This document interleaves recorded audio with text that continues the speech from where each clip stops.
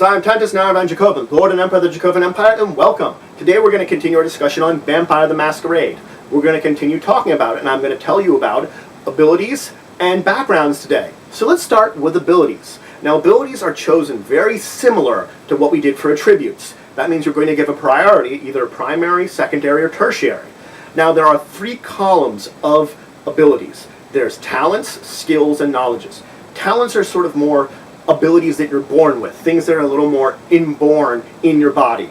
Skills are something that you've practiced in order to learn it, something that you keep doing in order to get better at it, and knowledge is something more that you've studied to learn about and get better at it. Now, when assigning priority, you put 13 dots into your primary, 9 dots into your secondary, and 5 dots into your tertiary. You start with 0 in all of these. Every ability starts at 0. So you're going to be putting in dots from 1 to 5. Now, there are plenty of them. You can roll without having to dot in it. I can try to dodge out of the way with straight my dexterity. Now, they have rules for doing this, and usually it results in penalties for certain abilities, certain times you're using it, because you have no knowledge of it whatsoever. But you can also do these things without actually having to put ranks in, actually putting dots in them. Now, the lists they provide on the character sheet, they aren't set in stone. There are other sources that will tell you, oh, this is a talent you could take, this is a skill you could take, this is a knowledge you could take, so you can mix and match. If you find a knowledge that you want to take, and they give the rules for it in one of the books, you could replace one you have with it. You could say, I'm not going to be taking this one. I'm not going to be taking a knowledge in bureaucracy. I'm going to be taking a knowledge in, I'm going to take this knowledge instead. It's your choice to sort of build in, mix and match this to a good degree. So now that we've done our abilities, let's talk about backgrounds. In backgrounds, you only start with 5 dots in backgrounds. There are 10 backgrounds to choose from. Now, what are backgrounds? Backgrounds are little things that add to your character's concept. I'm taking these to add to the flavor of whatever my character's concept was. Now, normally, you don't raise these in-game through normal means. You have to do role-playing, basically. You have to do it in-game. Your actions may affect your backgrounds. They might subtract some from them. They might raise them. Some of the backgrounds affect people you have as contacts, about allies you have. You might have to earn more allies, earn more contacts, or you might do something to burn a bridge with one of them and lose a dot. It's possible. Now, you can also raise these when you're making your character with bonus points. I haven't talked about bonus points. I am going to bring them in another episode after this one, but they're extra points you can spend on your character sheet, and you can and it's a good way of raising your backgrounds, because backgrounds are one of the more important ones to spend points on because they are so hard to raise in-game. Now, your game might not have all the backgrounds. Your storyteller will tell you if a certain background is not appropriate to the game you're playing in. He or she will tell you, oh, you can't take this one.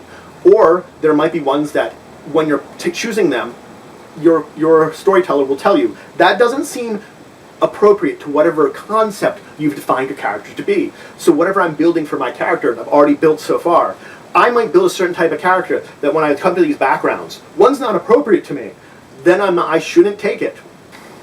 Now, as I said, there are 10 different backgrounds you're going to choose from, but I'm only going to go over 2 of them because they tend to be the most important of the 2 of them. The first off is generation. Now, you start as a 13th generation vampire when you build your character. Every dot in generation you take drops your generation to a maximum, or I should say minimum, of 8th generation that you can start a character with. Now, again, because depending on your game, your storyteller might say you're much lower generation. He might give you that you could open up this gap that you can't max out at 5. You could technically go higher than that.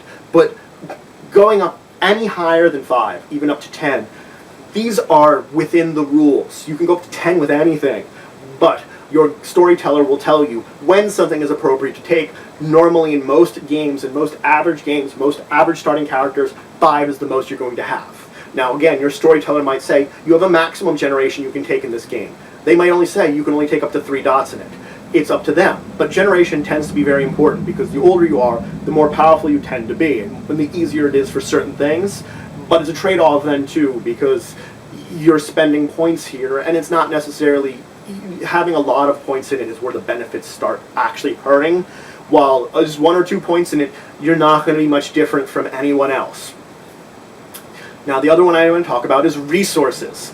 Is the amount of money you have. It reflects that. Someone with a resources of 0, you don't own anything. You don't have any sort of thing to fall back on. You're probably going to be squatting somewhere, living in a sewer, living in an abandoned building.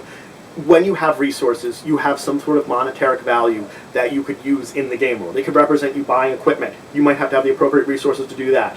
Now, resources, as I said, it goes from 1 to 5. It will tell you how much of a monthly stipend you have to spend. It'll say you have this amount of money to spend in a month, but it will also tell you that if you liquidated all your assets, how much money you would get from that. Now, I've gone over these 2 backgrounds. As I said, these are very important. These tend to be the ones I look to first when thinking about backgrounds. Again, you don't need to take either of them.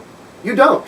But they're ones for very high consideration when you're making your character. So I filled you in on everything you need to know about choosing your abilities and choosing your backgrounds. If you have any questions, comments, anything you want to say, leave it in the comments below. Please leave a like if you enjoyed this video. It's a great way of showing your support. Subscribing is also a great way of showing your support. It shows that you want to become a citizen, become a member of the Empire. If you know of anybody that could learn anything from this video that would be interested in it, please share it. And until the next time, I bid you farewell.